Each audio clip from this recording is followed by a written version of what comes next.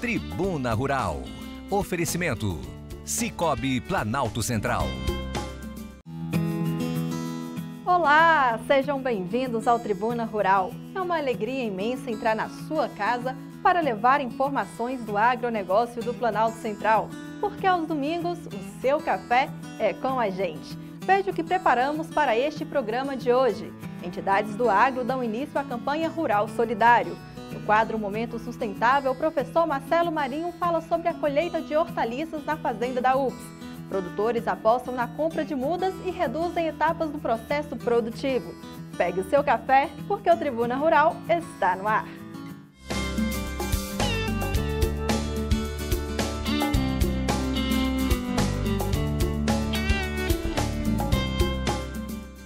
Começamos o programa de hoje com boas notícias. Sabe aquelas iniciativas que devem ser incentivadas e compartilhadas? Pois é sobre isso que vamos falar. Sabemos que a pandemia pegou todo mundo de surpresa e, infelizmente, suas consequências acabam impactando diretamente na renda familiar. E, em razão disso, a FAP-DF, juntamente com outras entidades do agro, lançaram a campanha Rural Solidário. Vamos ver. A pandemia tem afetado muitos setores, inclusive a vida de quem produz alimentos. Para tentar reduzir os impactos da Covid-19 na vida de pequenos produtores que estão com dificuldades, essa semana foi lançada a Campanha Rural Solidário, idealizada pela Federação de Agricultura e Pecuária do Distrito Federal, a FAP-DF. A gente vê que nessa época de pandemia, grande parte dos produtores, principalmente os pequenos, tiveram um impacto negativo, principalmente aqueles que produzem hortifruti granjeiros. E a gente vinha conversando com a CNA, a gente tentar fazer um movimento a nível nacional, e a gente, nesse momento, a gente partiu daqui do Distrito Federal essa iniciativa de tentar arrecadar recursos para comprar alimentos para dar para aqueles que estão precisando, necessitados. Diversas entidades e representantes do agro do DF aceitaram o convite e vão participar da campanha, cada um da forma que for possível. A Conab, como foco e trabalho com os agricultores familiares, por meio de seu corpo funcional, nós vamos buscar arrecadar e doar alimentos por meio de seus funcionários para essa valiosa campanha, a fim de ajudar aqueles que muito nos ajudam com a produção de alimentos em tantos momentos, mas que nesse momento precisam da ajuda por conta da pandemia. O campo hoje é responsável pelas exportações do Brasil, o campo é que está mais gerando emprego e o campo que está mais pagando impostos. Então o campo hoje está reunido aqui através de todas essas entidades para que nós possamos arrecadar produtos e recursos e destinar aquelas famílias que mais precisam. É o campo solidário, é uma forma que a gente tem de contribuir, de ajudar as famílias carentes do Distrito Federal. A ideia é unir forças de lideranças e mostrar o lado social do setor agropecuário. A gente está tentando criar várias formas para aquele produtor, para aquele empresário que quer contribuir, ou através da própria produção dele, ou através da doação de recursos, ou a doação dos produtos deles que vão ser convertidos em dinheiro. A gente está tentando fazer de várias formas nisso, mas nesse primeiro momento a gente imagina que seja doação em dinheiro para que a gente possa comprar essas cestas básicas e fazer a distribuição adequada. O agronegócio sempre foi sensível a essa área social, Todas aquelas campanhas que precisavam da força do agronegócio para ajudar o social, ele está presente. E aí, nessa época de pandemia não vai ser diferente. O agronegócio vai dar sua contribuição, tenho certeza que vai ser um sucesso e a gente vai poder alcançar os nossos objetivos. Parlamentares do DF também se mostraram sensíveis à causa em prol daqueles que moram no campo e se interessaram em contribuir com a iniciativa. Essa iniciativa é louvável, pertinente e muito oportuna. Teremos hoje plenário na Câmara e estarei comunicando a todos os parlamentares do projeto, chamando esses parlamentares a contribuírem também com o projeto, e hoje já me comprometi aqui a destinar recursos para aquisição de cestas básicas e insumos que sejam importantes para os nossos produtores rurais. Essa é a nossa participação e aquelas interferências que forem necessárias para que o projeto dê certo, a gente está à disposição. Eu quero cumprimentar a Federação de Agricultura do Distrito Federal pela campanha Rural Solidário. Essa é uma campanha muito importante que vai ajudar aquelas pessoas que durante essa pandemia não têm o que comer. E nós pedimos então aos agricultores e a todos aqueles que possam contribuir que doem alimentos. Esse alimento será também convertido em espécie e doado àquelas pessoas que têm fome e que precisam do nosso auxílio nesse momento. A iniciativa envolve diversos parceiros e, claro, o Tribuna Rural não poderia ficar de fora dessa. A divulgação vai ser realizada através da própria Tribuna, que tem sido uma parceira na nossa divulgação, na construção dessa solução, e bem como as outras mídias, através do WhatsApp, através dos sindicatos. A gente vai levar a conta para que essas pessoas possam contribuir com os recursos financeiros. Excelente iniciativa! E lembrando que a campanha não tem prazo para encerrar, uma vez que estamos vivendo uma pandemia e suas consequências perdurarão por longo prazo. A reportagem que vamos ver agora fala sobre um sistema de plantio que, além de contribuir para uma agricultura mais sustentável, também contribui para alcançar melhor produtividade no campo. É o sistema de plantio direto, uma tecnologia conservacionista que teve grande desenvolvimento no Brasil e é bastante utilizada entre os agricultores. Vamos ver. Sistema de plantio direto ou simplesmente plantio direto. Quem está envolvido com o setor agropecuário com certeza já ouviu falar nessa técnica de plantio. O primeiro agricultor, na verdade, o plantio direto no Brasil começou com os agricultores, não foi com a pesquisa. O primeiro agricultor que começou a fazer o plantio direto no Brasil foi o senhor Herbert Bartz, né? Infelizmente, o senhor Herbert Bartz, ele faleceu agora no início desse ano, em janeiro desse ano. Ele foi em 1973, lá na região de Rolândia, lá no Paraná, ele fez o primeiro plantio, né? E outras pessoas vendo aquilo ali, aquela novidade, começaram a se interessar, começaram a se animar com isso aí, né? O sistema plantio direto, ele é bastante eficaz, porque ele segue a preceitos como não revolvimento do solo, manutenção de restos culturais de palhada à superfície, manter o solo coberto a maior parte do tempo e a adoção de práticas conservacionistas. Então, com isso, a aplicação correta de tudo isso favorece a conservação do solo e favorece também a produtividade e maior rentabilidade para o agricultor também. Apesar de tantos benefícios, a tecnologia tem limitações em algumas culturas. As culturas de grãos de lavoura são as mais tradicionais no uso do plantio direto. O não revolvimento do solo e a promoção de uma boa palhada na entre-safra tem sido cada vez mais notado os ganhos produtivos. Ainda é preciso trabalhar em grãos na rotação de cultura que ainda limita os ganhos do sistema de plantio direto em algumas regiões. Mas algumas culturas necessitam do revolvimento do solo para plantio e colheita e impedem a utilização do sistema. Alguns exemplos são batata, amendoim e algumas hortaliças. Esse sistema de plantio ganhou força por contribuir com a saúde do solo. E a qualidade do solo, ela começa quando o agricultor deixa de revolver o solo, né? Esse solo ele começa a ficar mais estruturado. Por quê? Por ação da cobertura do solo por plantas e a própria cobertura morta da palhada, o solo mais permeado por raízes, essas raízes vão crescendo, morrendo, novas raízes crescem, e isso favorece o desenvolvimento da estrutura do solo, a aeração do solo, a porosidade do solo e também favorece a dinâmica da matéria orgânica. Solos mais porosos, mais aerados e com bons teores de matéria orgânica são solos mais produtivos e são solos também biologicamente mais ativos. Ao adotar o plantio direto, o agricultor tem maior ganho em produtividade e também está contribuindo para uma agricultura sustentável. Esse sistema ele se baseia num tripé, tá certo? 3 premissas básicas, né? Então, primeiro ponto é o não revolvimento do solo, mas não é somente o não revolvimento do solo, tem outros pelo menos 2 aspectos que são muito importantes para o sucesso no plantio direto, tá certo? Esses outros 2 são rotação de culturas, tá? A monocultura, fatalmente ela leva ao insucesso do plantio direto, né? Até mesmo porque o monocultivo ele traz acarreta uma série de consequências negativas, tipo o aumento de proliferação de pragas, proliferação de plantas daninhas, uma série de outros problemas, né? E o outro tripé é a formação da palhada, tá? É necessário que haja uma boa cobertura de palhada no sistema para que haja sucesso no sistema de plantio direto. O retorno do investimento da adoção do sistema de plantio direto é sentido pelo produtor rural em pouco tempo, mas os ganhos são de longo prazo para a propriedade.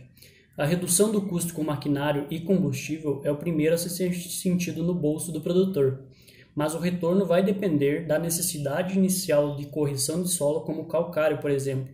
Geralmente, em 5 anos, o retorno do investimento em grão se paga, mas cada ano o produtor e o sistema sentem a melhoria da produtividade de interesse.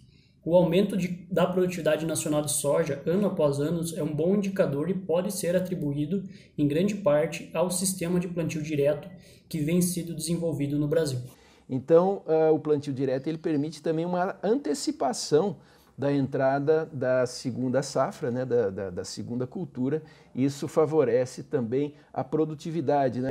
O plantio direto foi uma das coisas que permitiu, que viabilizou a safrinha por antecipar a questão da semeadura e aproveitar melhor a estação chuvosa. Então, durante a estação chuvosa, em vez de ter uma cultura, se tem 2 culturas, né? A primeira cultura de verão e a segunda safrinha, né? Então esse foi um outro grande benefício que o plantio direto trouxe para o sistema.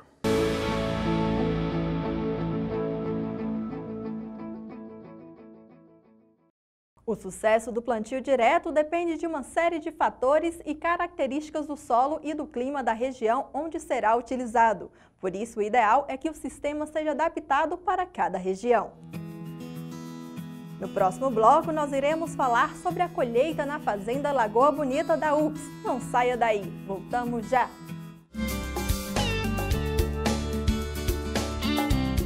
Produzida totalmente nas terras do coração do Brasil, pela Cooperativa Agropecuária da região do Distrito Federal Copadef. A farinha de trigo Buriti tem sabor e aroma inigualáveis, que são a expressão perfeita da qualidade que vai desde o plantio do trigo até a sua mesa. O moinho da farinha Buriti segue os mais rigorosos padrões de seleção e processamento. Tudo para oferecer uma farinha de trigo de excelência perfeita para massas, pães, tortas e doces. Experimente e comprove. Farinha de trigo Buriti. Orgulho dos brasilienses. Sabor de qualidade para a sua mesa.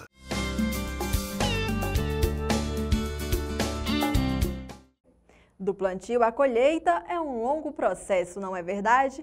E cada etapa é muito importante para quem produz e para quem está aprendendo também, como é o caso dos estudantes de Ciências Agrárias da UFS. E é sobre a colheita e a pós-colheita de horticultura que o professor Marcelo Marinho nos fala agora em nosso quadro Momento Sustentável.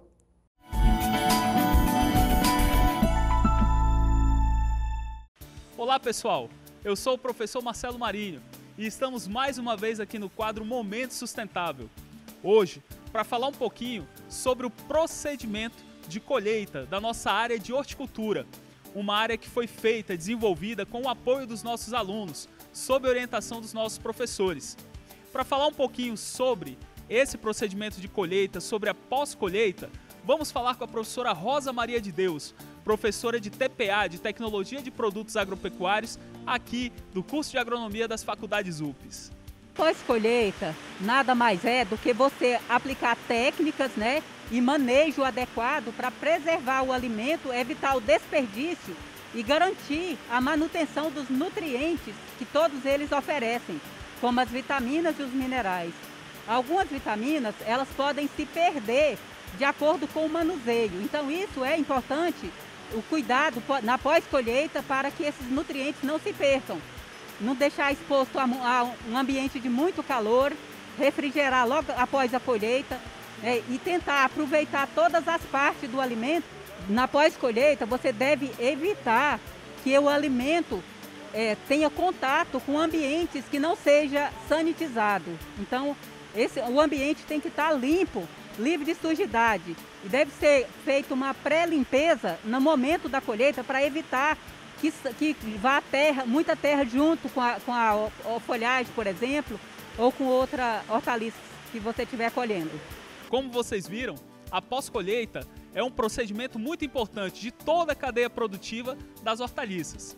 E para falar um pouquinho sobre as hortaliças, sobre a nossa área de horticultura, vamos falar com os nossos alunos, que participaram desde o início, desde o preparo da área até o momento da colheita. A gente estava presente aqui desde o início, né?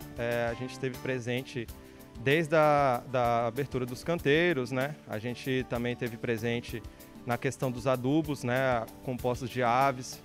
A gente também fez todo o processo do cálculo de fertilizantes para a utilização da adubação de cobertura, no processo de irrigamento por gotejamento, que é algo diferente que a gente não vê sempre, né? A gente trabalhou também desde o processo de cuidado, né? Porque a horta necessita de bastante cuidados, no controle de ervas daninhas, até o processo de colheita, né? Na UFS nós aprendemos desde o começo da escolha da semente, né? O seu processo germinativo, a qualidade que ela tem em germinar, como também o preparo do solo nos canteiros, o distanciamento e também todo o processo de manejo, como adubação, irrigação e tudo aquilo que envolve esse sistema afim. É algo muito bom, né? É um diferencial que a UFS nos oferece, né? A gente aprende muito bem no teórico, mas a gente tem a oportunidade e o espaço de acabar trabalhando e fazendo na prática o que a gente aprende dentro das aulas, né? Principalmente na horta é um lugar de muito aprendizado, porque é um lugar que dá bastante trabalho, né, para quem produz no campo, porque sofre diversos ataques de ervas daninhas, a gente tem que fazer o controle quase diário na horta, no controle das pragas, enfim, na questão de cálculo também, de adubo químico. Então a gente tem um espaço muito bom aqui na universidade que a gente pode estar executando isso. Então é isso, pessoal. Como vocês viram, aqui no curso de agronomia da UFS, os nossos alunos participam do projeto do início ao final, desde o preparo da área até a colheita dos nossos produtos. E é importante ressaltar que as hortaliças fazem parte do ecodesenvolvimento. Agricultura orgânica, sistemas alternativos de produção, tudo isso faz parte do ciclo produtivo das hortaliças. E assim encerramos mais uma matéria aqui no nosso Momento Sustentável. Até a próxima! Além de exercer um excelente trabalho com os alunos, a UFS também pratica o lado social, realizando doações periódicas da produção de hortaliças da Fazenda Lagoa Bonita. E essas doações são muito importantes para o Lar Maria Madalena, que faz um apelo para os telespectadores também. A gente precisa de muita doação aqui no Lar Maria Madalena. Com essa pandemia, as coisas ficou muito difíceis. Porque muita gente vinha fazer doação, agora pararam um pouco, mas a gente precisa de muito. A gente precisa de frango, precisa de carne, precisa de ovo, precisamos de leite. Tudo que vir, seja bem-vindo. Fraldas, a gente precisa de tudo de doação para eles. A gente está precisando muito. A gente está pedindo, por favor, pode vir fazer doação para o Lar Maria Madalena. Com a pandemia, o sistema público de saúde está ficando a desejar, principalmente para atendimentos que não estão ligados diretamente com a Covid-19. E quem sofre com isso são as pessoas que precisam se consultar com o médico ou de fazer um exame. Esta semana, o Tribuna Rural ouviu presidentes de conselhos de saúde de 2 áreas rurais do Distrito Federal que relataram a situação vivida pelos moradores. Vejam na reportagem. A comunidade rural tem sido prejudicada em virtude do atual cenário do sistema de saúde. Tem realmente sido muito difícil a questão do atendimento da área rural. E o que tem acontecido ultimamente, devido à questão da Covid, o serviço tem ficado escasso. Isso estou falando para vocês porque tenho acompanhado a questão da saúde na área rural. Então nós fizemos as visitas em algumas UBSs e constatamos realmente que tem UBS que precisa de alguma melhoria na questão da estrutura física. De acordo com os conselheiros, são muitos os problemas enfrentados em relação ao sistema de saúde. As reivindicações são diversificadas e variam de região para região. Algumas unidades a população pede instalação de mais equipes na zona rural. Já em outras, solicitam atendimento por especialistas. O principal é as equipes que atendem naquela região. Por quê? Porque as equipes que estão atendendo nas regiões lá, as equipes lá, elas às vezes são reduzidas. E tem dias que elas têm que estar naquele local. Então a maior reivindicação deles é que haja muito mais tempo para essas equipes. Em vez de 2 vezes na semana, 3 vezes. E isso tem, de uma maneira bem ruim, péssima mesmo, prejudicado muitas pessoas. Porque para as pessoas ter o translado da área rural para cá, principalmente em Jardim 2, que é mais distante, na divisa, de Minas, fica muito difícil esse deslocamento. Segundo a Secretaria de Saúde do DF, há equipes de saúde espalhadas por todo o DF, à disposição da comunidade rural. É importante ressaltar que a atenção primária conta com o serviço de 39 equipes de estratégia de saúde da família. São em 36 unidades básicas de saúde localizadas em território, em áreas rurais, e para ofertar melhores condições de saúde, para ofertar melhores serviços de saúde, o mais próximo possível da casa das pessoas. A alta carga no sistema de saúde acontece pelo alto número de doenças antes mesmo da pandemia. A área rural do Distrito Federal, ela ainda passa pelos mesmos problemas também de outras regiões, no sentido da tripla carga de doença, então com uma prevalência muito grande das doenças crônicas não transmissíveis, as causas cardiovasculares e endócrino-metabólicas continuam sendo as majoritárias no território, além das infecto-contagiosas e as causas externas. Todas essas situações, elas ora passam pela atenção primária e muitas dessas, elas podem ser prevenidas com educação. Mas o principal problema da saúde precária, segundo o conselheiro, é gestão operacional. A principal dificuldade nesse sentido ainda é a questão de um trabalho gestor, né? Porque o conselho tem sempre se apresentado diante da gestão para que a gente pudesse encontrar soluções para resolver essa questão da área rural. Mas, pessoal, essa é uma reivindicação antiga, muito antiga. Se a situação já era complicada antigamente, com a pandemia então se agravou mais ainda. Esperamos que medidas sejam tomadas por parte dos gestores para melhorar o atendimento a quem precisa. Confira agora as principais notícias do agro. A CNA participou da primeira reunião do projeto Monitor do Seguro Rural de 2021 para discutir e avaliar seguros disponíveis para as culturas de inverno, milho segunda safra, trigo, cevada, sorgo, aveia, entre outras culturas. O projeto foi lançado em julho de 2020 pelo MAPA e é realizado em parceria com a CNA e outras entidades do setor. Em coletiva virtual, o presidente da Embrapa, Celso Moretti, anunciou que para cada real investido pelo governo federal, a Embrapa devolveu à sociedade R$ 17,77, obtendo um lucro social de 61,85 bilhões. O valor é obtido a partir do cálculo do impacto econômico de uma amostra de apenas 152 tecnologias adotadas pelo agronegócio brasileiro e de 220 cultivares desenvolvidas pela empresa.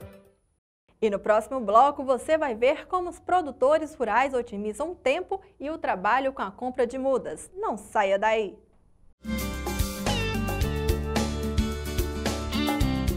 Produzida totalmente nas terras do coração do Brasil, pela Cooperativa Agropecuária da região do Distrito Federal Coppadef. A farinha de trigo Buriti tem sabor e aroma inigualáveis, que são a expressão perfeita da qualidade que vai desde o plantio do trigo até a sua mesa. O moinho da farinha Buriti segue os mais rigorosos padrões de seleção e processamento. Tudo para oferecer uma farinha de trigo de excelência perfeita para massas, pães, tortas e doces. Experimente e comprove. Farinha de trigo Buriti. Orgulho dos brasilienses. Sabor de qualidade para a sua mesa.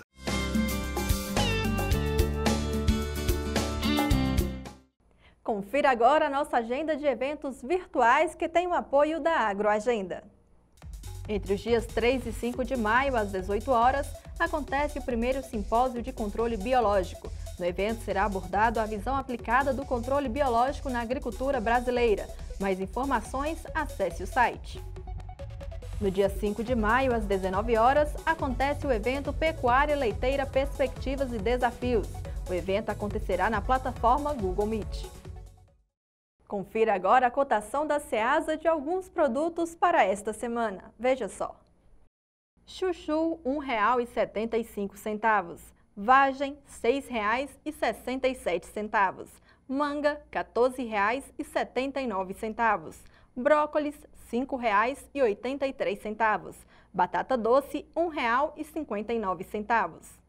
E a nossa equipe foi até Braslândia conhecer um viveiro onde são produzidas e comercializadas mudas de diversas espécies cultivadas aqui na região. Com a compra das mudas, os produtores reduzem o trabalho e o tempo de colheita, ganhando mais em produtividade. E o Demar tem 2 funcionários que o ajudam no dia a dia no cultivo de hortaliças. Ao adquirir as mudas, o produtor ganha qualidade e produtividade, além de não precisar aumentar a mão de obra. Mudas a gente compra durante o ano todo, né? Primeiro lá passa pelo processo de estufa, né? Tem todo um procedimento de qualidade, né?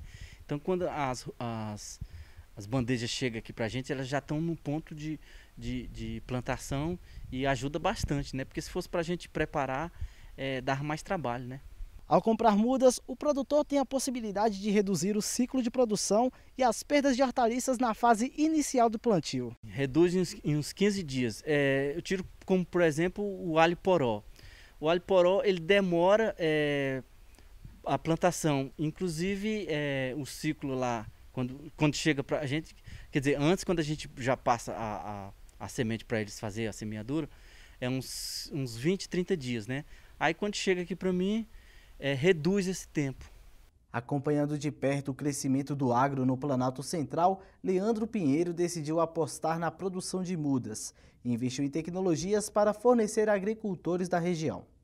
Eu já trabalhava com viveiro, né? Aí surgiu essa ideia de montar um viveiro, né? E aí o que acontece? Eu fui viajando pelo país e vi que Brasília tinha um espaço, né?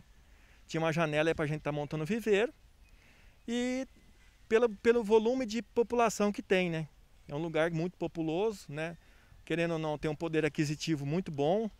E aí foi isso que foi o que deu mais o incentivo para montar o viveiro, foi isso. Nós trabalhamos com 43 tipos de cultura, né? A parte de hortaliça inteira e tem as partes de condimento até a arruda, né?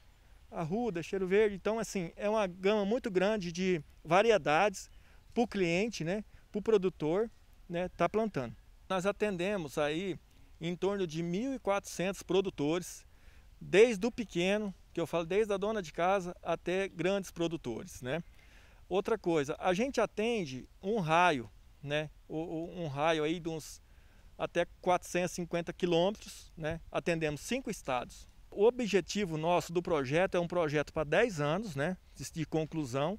Nós começamos com 2 metros de área coberta, 2 metros de estufa e hoje, depois de 5 anos, nós estamos com 22 metros de área coberta, né? Então quer dizer que para o projeto ainda falta um pouco aí, falta 8 mil metros de estufa para ser construída, né? Só que nós estamos dentro do prazo, assim, nós estamos até adiantados, graças a Deus, né? Ao adquirir mudas, o produtor tem a vantagem de reduzir custos e mais tempo para preparar o solo e assim ter sucesso no plantio. O produtor ganha na germinação, na qualidade, na sanidade. Outra coisa, ele para essa muda ir para o campo demora 30 dias. É 30 dias a menos, ele molhando, usando o defensivo e cuidando de ervas daninhas. Então assim tem muita vantagem. E com a muda ele ganha até na produção, né? Então assim, tem uma gama muito grande de vantagem o produtor plantando a muda.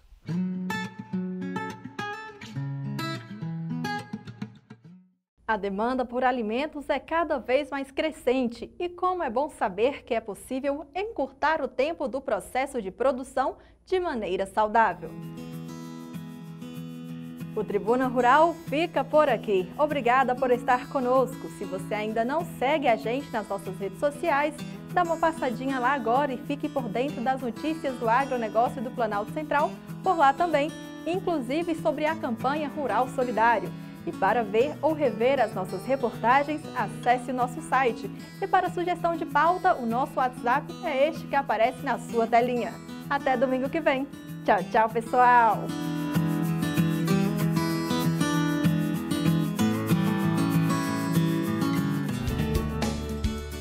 Tribuna Rural. Oferecimento: Cicobi Planalto Central.